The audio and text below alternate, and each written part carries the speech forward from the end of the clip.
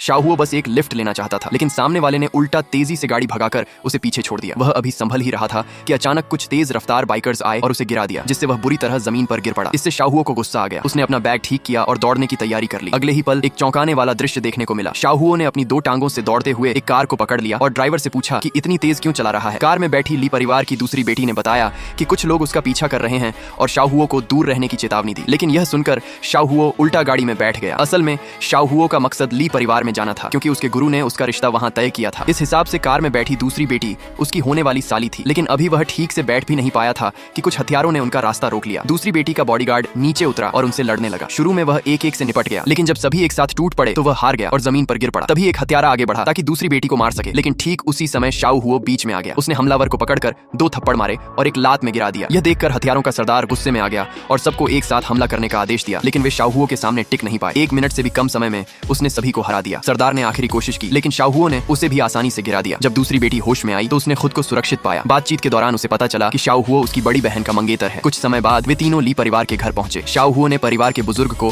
अपने गुरु द्वारा दिया गया एक निशानी दिखाई। उसे देखते ही बुजुर्ग ने तुरंत झुककर उसे यंग मास्टर कहकर संबोधित किया, जिससे शाहुओ भी हैरान रह गया। उस दिन बुजुर्ग अपनी वसीयत घोषित करने वाले थे। उन्होंने सबके सामने शाहुओ और अपनी बड़ी पोती की शादी का ऐलान कर दिया, लेकिन बड़ी पोती को शाहुओ बिल्कुल पसंद नहीं था। वह पहले से ही वांग परिवार के बड़े बेटे के साथ रिश्ते में थी, जिसने उसे शादी के लिए प्रपोज किया था और 2 करोड़ की सगाई भी दी थी। बुजुर्ग इस बात से नाराज हो गए और बोले कि लड़की ने बहुत गलत फैसला लिया है। उन्होंने तुरंत वह रिश्ता तोड़ने को कहा, लेकिन परिवार के बाकी लोग वांग परिवार की ताकत और पैसे का हवाला देने लगे। 2 करोड़ नकद और 10 करोड़ का निवेश, जो शाहुओ जैसे गांव से आए लड़के से कहीं ज्यादा था। बड़ी पोती ने साफ मना कर